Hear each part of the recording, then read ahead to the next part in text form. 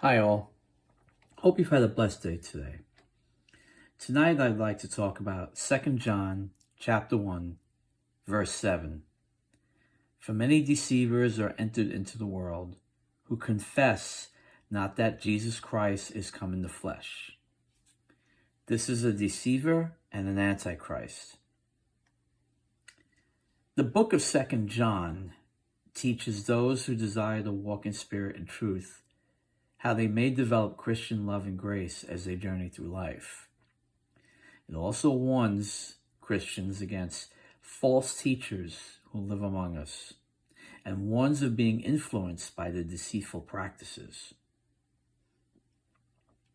Attempts to destroy the ministry of believers began during those early days of Christianity. The Apostle John warns many deceivers have gone out into the world who do not confess Jesus Christ as the coming in flesh.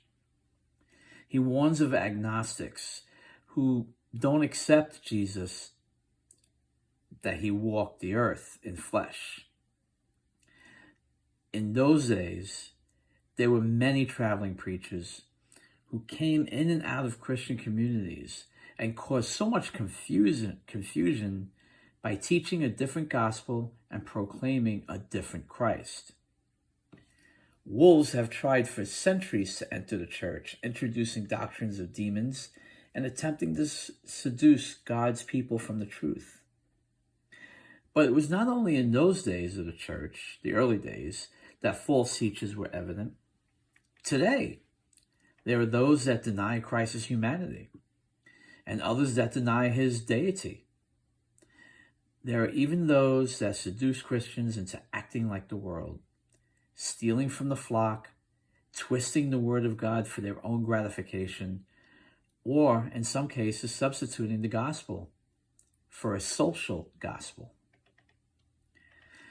As the world heads towards God's judgment, there are an increasing number of false teachers peddling a twisted gospel and a false Christ to unknowledgeable people.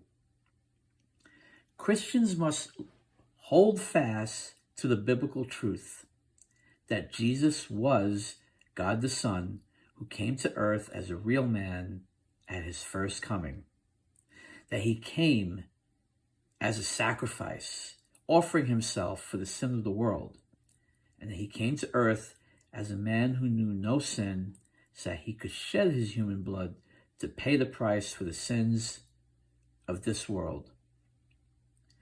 As we rejoice in our salvation, let us become familiar with the truth of the gospel. May we be ready to share it with the lost, to study it day by day, to show ourselves approved unto God, to grow in grace and in the knowledge of Christ, to be ready to give an answer for the hope we have in him, and to look for the day that Jesus returns to take us to be with him. And may we all do this for his praise and glory. God bless you all.